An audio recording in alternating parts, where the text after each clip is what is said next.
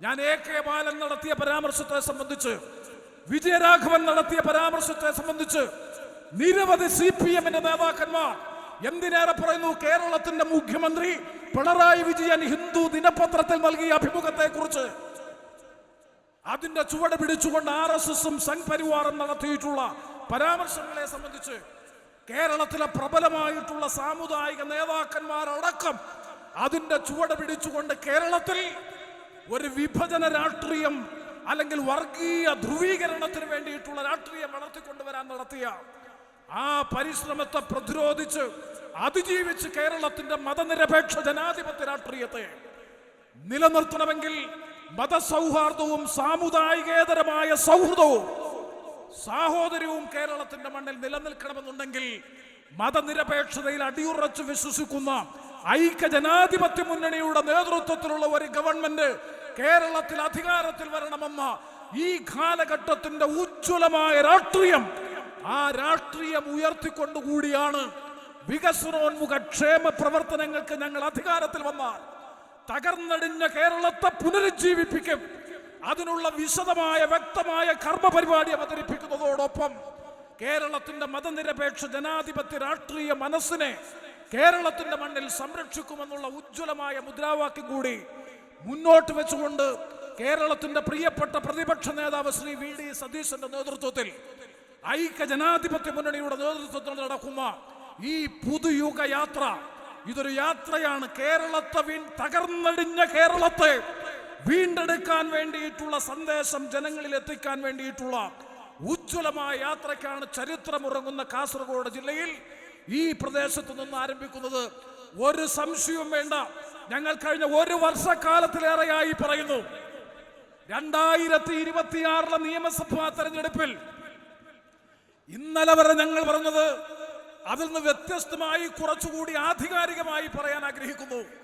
ഇവിടെ നേരത്തെ CP സൂചിപ്പിച്ചു, 2025 നടന്ന പഞ്ചായത്ത് മുനിസിപ്പൽ കോർപ്പറേഷൻ തെരഞ്ഞെടുപ്പ് ഫലം പരിശോധിച്ചാൽ ഈ കഴിഞ്ഞ 5 വർഷ കാലയളവിനുള്ളിൽ കേരളത്തിൽ നടന്ന നിയമസഭാ ഉപതെരഞ്ഞെടുപ്പുകളുടെ ഫലം, ലോക്സഭാ തെരഞ്ഞെടുപ്പിന്റെ ഫലം, പഞ്ചായത്ത് മുനിസിപ്പൽ കോർപ്പറേഷന്റെ ഉപതെരഞ്ഞെടുപ്പുകളുമായി ബന്ധപ്പെട്ട ഫലം, ഇത് മുഴുവൻ പരിശോധിക്കുന്ന ഒരു രാഷ്ട്രീയ വിദ്യാർത്ഥിക്ക് കൃത്യമായി ബോധ്യപ്പെടും.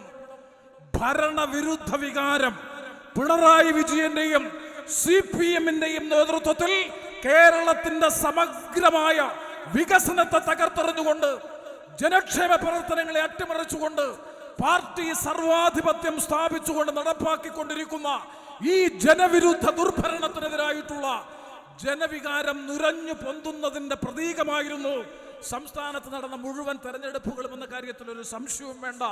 അതുകൊണ്ട് തന്നെ ഞങ്ങൾ പറയുന്നു, 2026 ഏപ്രിൽ മാസത്തിൽ നടക്കാൻ പോകുന്ന സംസ്ഥാന നിയമസഭാ തെരഞ്ഞെടുപ്പിൽ 100-ൽ കുറയാത്ത സീറ്റ് വാങ്ങി കേരളത്തിൽ കോൺഗ്രസിന്റെ നേതൃത്വത്തിൽ ഐക്യ ജനാധിപത്യ മുന്നണിയുടെ നേതൃത്വത്തിൽ ഒരു ഗവൺമെന്റ് അധികാരത്തിൽ വരും.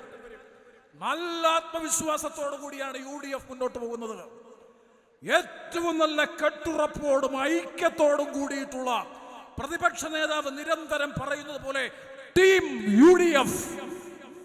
പാർട്ടികൾ തമ്മിലോ പാർട്ടികൾക്കുള്ളിലോ അഭിപ്രായ വ്യത്യാസങ്ങൾ ഇല്ല എന്ന് തന്നെ പറയാം, അല്ലെങ്കിൽ പരമാവധി പരിമിതപ്പെടുത്തിക്കൊണ്ട് ഒരൊറ്റ ലക്ഷ്യം, UDF-ന്റെ മുമ്പിൽ 10 വർഷക്കാലം വിനാശകരമായ ഭരണത്തിന് നേതൃത്വം കൊടുത്ത ജനവിരുദ്ധ ഗവൺമെന്റിനെ അധികാരത്തിൽ നിന്ന് നിഷ്കാസിതമാക്കി വികസനവും ക്ഷേമവും ഉറപ്പുവരുത്തുന്ന മതേതര ജനാധിപത്യ രാഷ്ട്രീയത്തെ കൂടുതൽ കരുത്താർജിപ്പിക്കുന്ന ഒരു ജനപക്ഷ ജനാധിപത്യ മതേതര ഭരണം കേരളത്തിന് വീണ്ടെടുക്കാൻ വേണ്ടിയിട്ടുള്ള വലിയ പോരാട്ടത്തിന്റെ ഭാഗമായി നടക്കുന്ന ഈ ജനകീയ മുന്നേറ്റ യാത്രയിൽ, അല്ലെങ്കിൽ പുതുയുഗ പിറവിക്ക് നാന്ദി കുറിക്കുന്ന പുതുയുഗ യാത്രയിൽ പങ്കെടുക്കാൻ ഇവിടെ എത്തിച്ചേർന്നിട്ടുള്ള മുഴുവൻ നേതാക്കളെയും മുന്നണി പ്രവർത്തകരെയും ഈ ജാഥയ്ക്ക് നേതൃത്വം കൊടുക്കുന്ന പ്രതിപക്ഷ നേതാവ് അടക്കമുള്ള മുഴുവൻ ജാഥാംഗങ്ങളെയും RSPയുടെ പേരിൽ ഹാർദമായ അഭിവാദ്യവും ആശംസയും അറിയിച്ചുകൊണ്ട് മാർച്ച് 6-ന്